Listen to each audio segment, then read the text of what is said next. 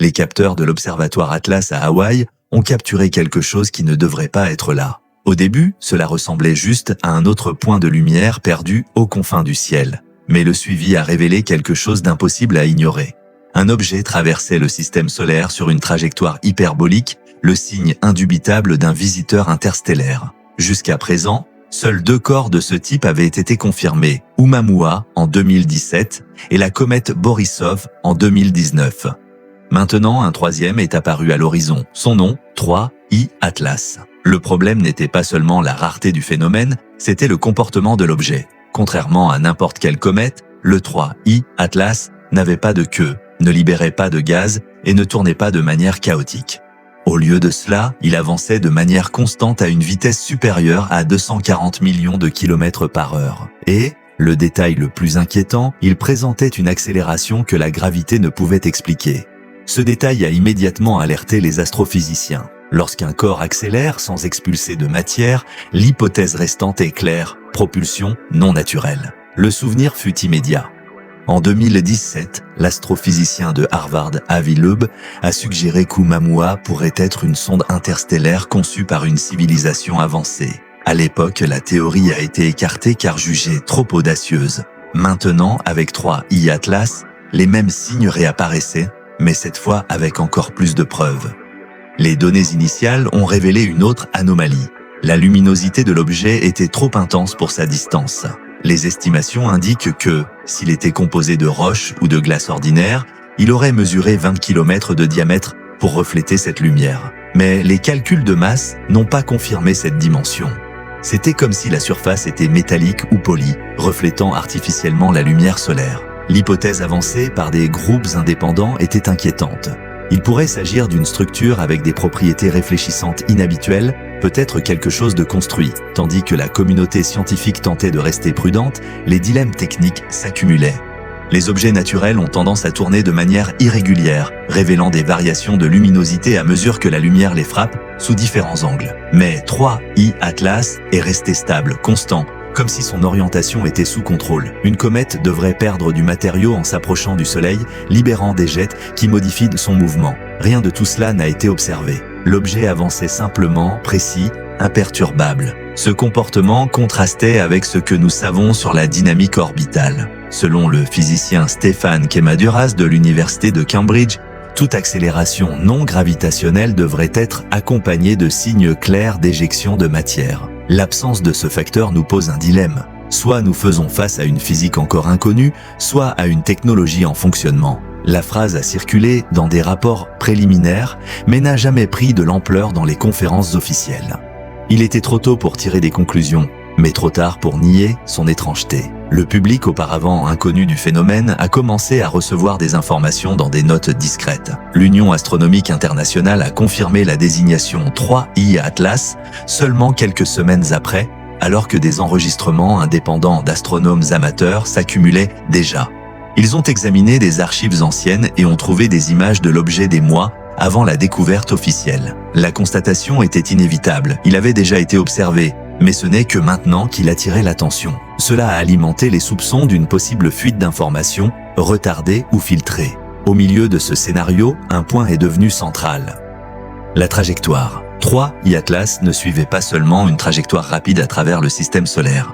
Son mouvement montrait des ajustements subtils, presque imperceptibles, mais réels. Les calculs orbitaux ont révélé qu'en octobre 2025, il effectuerait un rapprochement critique avec Mars et, quelques semaines plus tard, passerait à 2 unités astronomiques du Soleil. Cette proximité permettrait des observations sans précédent. Mais ce qui était intriguant, c'était sa destination finale. En décembre 2025, l'objet passera dangereusement près de l'orbite terrestre, sans risque de collision, mais suffisamment près pour être clairement vu et mesuré. Cette trajectoire a déclenché un conflit interne. S'il s'agissait simplement d'un autre visiteur interstellaire, pourquoi tant de signaux s'accumulaient-ils contre le schéma naturel? Pourquoi l'accélération semblait-elle contrôlée? Et pourquoi la surface? Réfléchissait-elle plus de lumière qu'elle ne le devrait? Chaque question donnait lieu à des spéculations qui, jusqu'à récemment, étaient considérées comme tabous. Pour certains, ce n'était qu'une coïncidence. Pour d'autres, un indice de quelque chose de plus grand, une sonde interstellaire positionnée délibérément pour être détectée. Pendant ce temps, les premières images haute résolution ont commencé à circuler discrètement parmi les observatoires. Elles n'étaient pas assez nettes pour montrer des formes définies, mais elles présentaient des variations de luminosité que les modèles conventionnels ne pouvaient pas adapter. Au lieu d'une roche irrégulière, l'objet semblait avoir des surfaces étendues et lisses qui reflétaient la lumière d'une manière inhabituelle. La théorie selon laquelle il pourrait s'agir d'une structure semblable à une voile solaire a commencé à gagner du terrain, bien que de manière voilée. Une voile cosmique naviguant poussée par la pression de la radiation stellaire. Une idée qui, jusqu'à récemment, semblait de la science-fiction. Cependant, la tension ne provenait pas seulement des caractéristiques physiques. La véritable gêne provenait du silence institutionnel. Les observatoires, qui avaient initialement publié des données publiques, ont commencé à restreindre l'accès. Les pages de suivi ont cessé d'être disponibles. Les forums d'enthousiastes ont été fermés pour violation des directives. Le manque d'explication n'a fait qu'accentuer la sensation que quelque chose était omis. Après tout, quand la science garde le silence, le soupçon comble le vide. 3. E-Atlas. Le visiteur impossible est arrivé non pas avec une explosion, mais avec un silence calculé. Il ne se comporte ni comme une pierre, ni comme de la glace. Il ne tourne pas comme il devrait, ni ne perd de masse comme il pourrait. Il se déplace avec précision, comme s'il savait exactement où aller. La question n'est plus de savoir s'il est naturel ou non.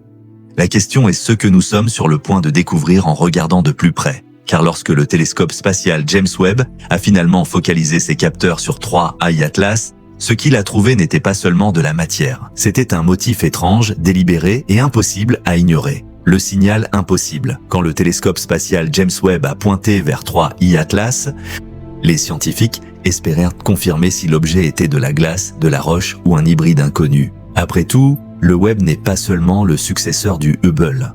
Il a été conçu pour voir en lumière infrarouge, révélant des températures, des compositions chimiques et des motifs invisibles à l'œil humain. Mais ce qui est apparu dans les premiers spectres a laissé des équipes entières stupéfaites. L'objet n'a pas émis la chaleur attendue. Un corps rocheux ou glacé exposé à la radiation solaire devrait présenter des fluctuations thermiques claires. En revanche, 3I Atlas a maintenu une température inhabituellement stable, comme si quelque chose régulait l'absorption et l'émission de chaleur.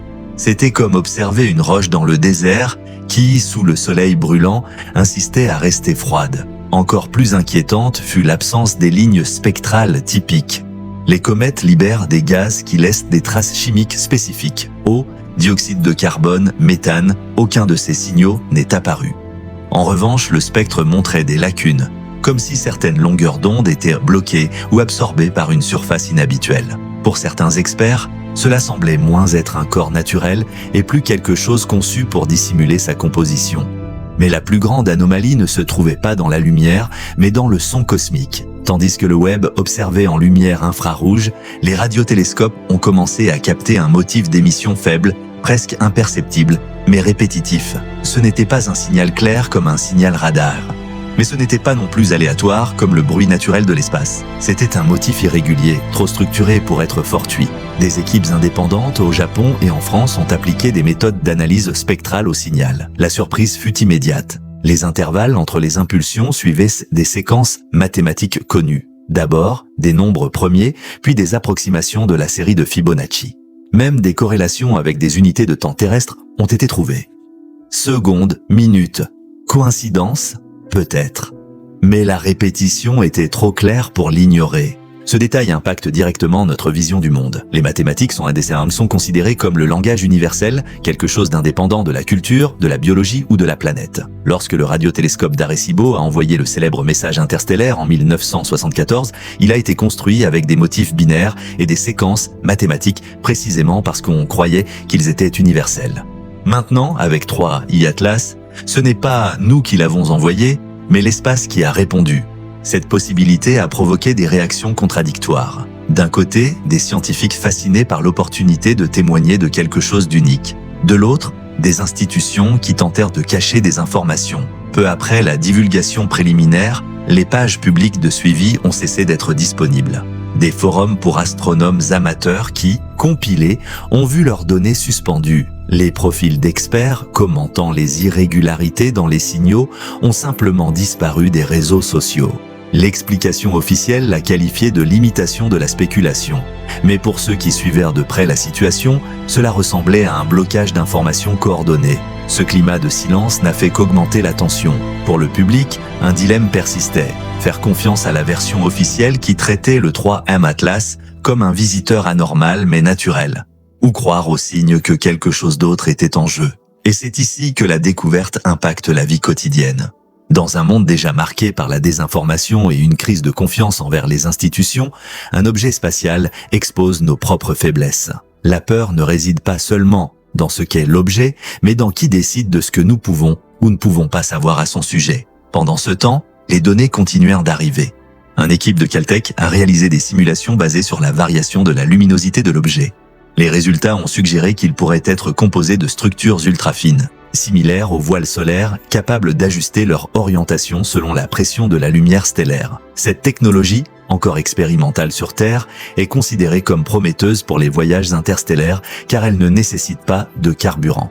Si 3I Atlas fonctionne vraiment ainsi, nous serions face à quelque chose conçu pour naviguer dans l'espace pendant des milliers d'années. L'hypothèse est simple et inquiétante. Ce ne serait pas une roche errante, mais une sonde interstellaire avec un contrôle passif de trajectoire, et les données orbitales renforcent cette idée. À la différence de Borisov Oumuamua, qui est entré et sorti rapidement du système solaire, 3I, Atlas a semblé ajuster légèrement sa trajectoire, comme s'il essayait de ne pas passer inaperçu, mais sans s'éloigner trop. En décembre 2025, il passera près de l'orbite terrestre. Il ne collisionnera pas.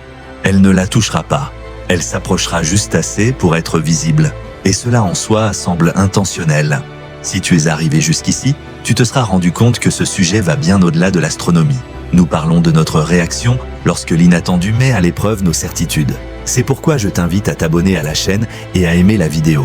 Ainsi, tu pourras suivre toutes les nouveautés sur cette énigme et aider à maintenir vivante une recherche qui ne doit pas être réduite au silence. Parce que le plus inquiétant était encore à venir. Une analyse indépendante réalisée par des chercheurs européens a trouvé quelque chose dans les signaux de 3 et Atlas qui ne devrait pas exister. Des intervalles qui coïncidaient avec les résonances orbitales des lunes de Jupiter. En d'autres termes, le schéma semblait refléter une connaissance spécifique de notre propre système solaire. Et la question qui résonne parmi les scientifiques est simple.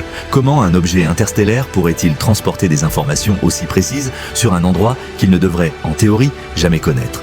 L'énigme que nous avons devant nous, quand nous parlons de 3I Atlas, nous ne décrivons pas seulement un corps étranger qui traverse l'espace. Nous nous contemplons dans un miroir cosmique qui pose des questions plus profondes que celles que nous aimerions aborder. La science, qui a toujours valorisé l'objectivité, se voit maintenant obligée de faire face à des motifs qui semblent échapper aux équations, des intervalles qui évoquent nos propres mathématiques, des éclats qui ne concordent pas avec la physique connue, des trajectoires qui ne suivent pas ce que produirait le hasard. Et pourtant, le silence officiel insiste pour traiter le cas comme une simple curiosité astronomique. Ignorer ce phénomène a des conséquences réelles. La première est scientifique. Si nous refusons d'explorer les anomalies de 3I Atlas, nous risquons de répéter les erreurs du passé, comme lorsque des signaux prometteurs ont été écartés par peur de la spéculation, pour être redécouverts des décennies plus tard comme des clés pour de nouvelles théories. La deuxième est culturelle. Nier la rareté alimente la méfiance publique, approfondit le fossé entre la science et la société et ouvre la porte à des versions déformées, conspirationnistes et désinformées. La troisième est existentielle. En fermant les yeux sur l'inconnu, nous affaiblissons notre propre capacité à imaginer l'avenir et à le reconnaître lorsqu'il frappe à la porte. Les implications ne s'arrêtent pas là. Imaginez ce que cela signifie de démontrer que 3I Atlas n'est pas seulement de la roche ou de la glace, mais une structure artificielle. Non seulement nous découvririons une vie intelligente dans un endroit éloigné de l'univers, nous serions confrontés à quelque chose de bien plus radical. La constatation que l'intelligence a déjà traversé l'abîme entre les étoiles et est arrivée dans notre arrière-cour cosmique. Dans ce scénario, la question cesse d'être « Y a-t-il de la vie là-bas »